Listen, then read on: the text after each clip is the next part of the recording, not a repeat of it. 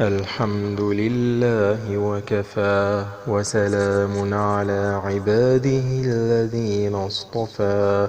اللهم يا مسهل الشديد ويا ملين الحديد ويا منجز الوعيد، أخرجنا من الضيق إلى أوسع الطريق، بك ندفع ما لا نطيق، ولا حول ولا قوة إلا بالله العلي العظيم. ربنا لا تحجب دعاءنا ولا ترد مسألتنا، ولا تدعنا بحسرتنا، ولا تكلنا إلى حولنا وقوتنا، وارحم عجزنا فقد ضاقت صدورنا، وتاه فكرنا، وتحيرنا في أمرنا، وأنت العالم سبحانك بسرنا وجهرنا، المالك لنفعنا وضرنا، القادر على تفريج كربنا وتيسير عسرنا. اللهم أحينا في الدنيا مؤمنين طائعين، وتوفنا مسلمين تائبين.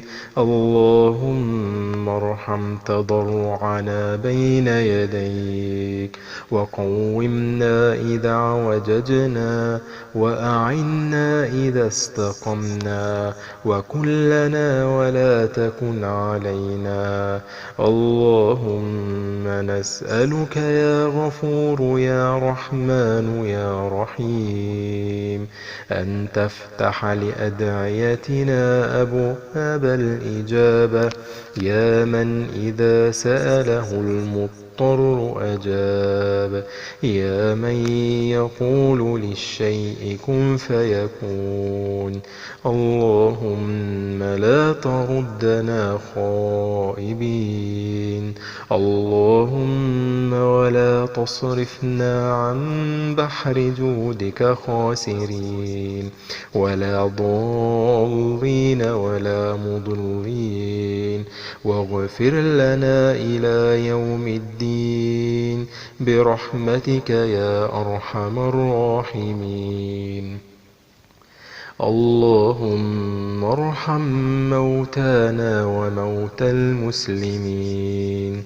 اللهم إنا نسألك زيادة في الدين، وبركة في العمر، وصحة في الجسد، وسعة في الرزق، وتوبة قبل الموت، وشهادة عند الموت، ومغفرة بعد الموت، وعفوا عند الحساب، وأمانا من العذاب، ونصيبا من الجنة، وارزقنا النظر إلى وجهك الكريم.